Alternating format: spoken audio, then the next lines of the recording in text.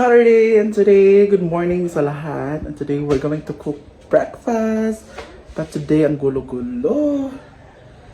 Kita niyo na ang gulo-gulo kasi magluluto tayo ngayon ng fried rice at itlog for breakfast. So let's go!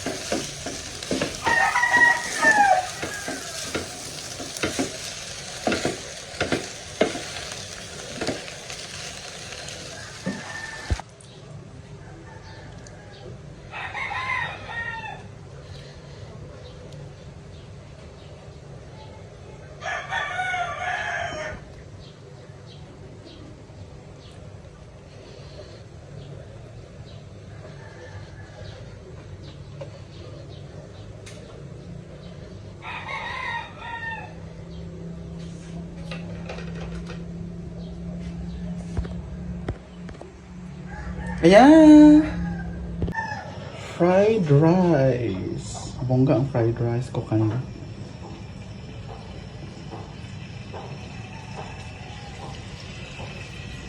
With cheese. Luto na ang ating ulam, of course. Meron pang gulay, oh. Kaya saan to? Cheese. Ayan. With langaw. Simple Amor is here. And Nanik is here. With langaw. Yan yung gulay. Kain tayo, guys. Pat. Ulam for today. Ika lami. What's wrong with the dog? No, the dog is howling. Howling. Nag-search ng ko ang recipe na ang gato nga kay sumpay ra siya tanan ba. Di ang profile man mo. Tanawa gali. Ayan, meron na namang tulingan. So gagawa sila ng paksiw ngayon for another batch of paksiw na tulingan. So sa mga suki namin dyan, abang-abang na lang tayo. Post kami pag maluto na ito at ready na for eating, for ulam. So ayan, thank you Lord. Thank you so much. God bless everyone. Daming isda, oh grabe.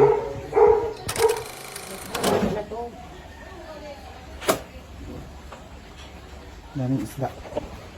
Sa mga suki dyan, abang-abang. Ganyan para ba nag-chat na apa ba? Relax lang po kayo dyan. Mamayang hapon, available na po ito. Nandiyo yung taga-Cagayan na. Dili mo ni Cagayan, sir. Na ma'am, oy. Unta na timing, manto Cagayan na apa ang inunoon ko. Pwede na magdala. Hindi ko dalaan.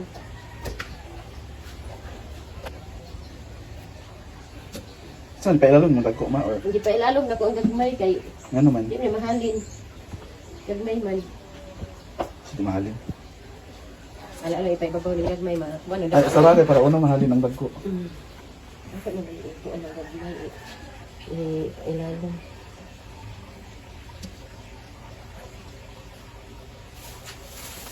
Ay, ikuan din ang asin dahil layer. Okay. Dili ko anong dili kasi na nakaba.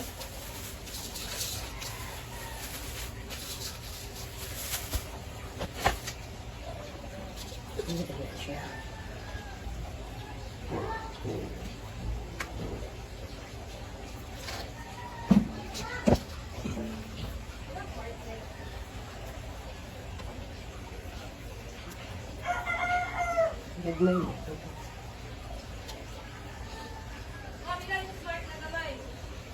Dose, ang sachet?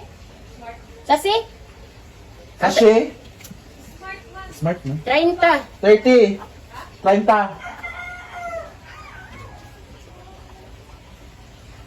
Hindi na po. Na. Ano bitaw kung ay ayan sa dili ko Lagyan ng sabon para hindi umitim.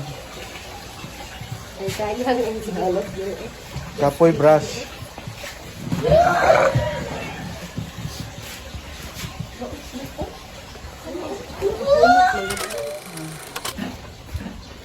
Ilalagay na sa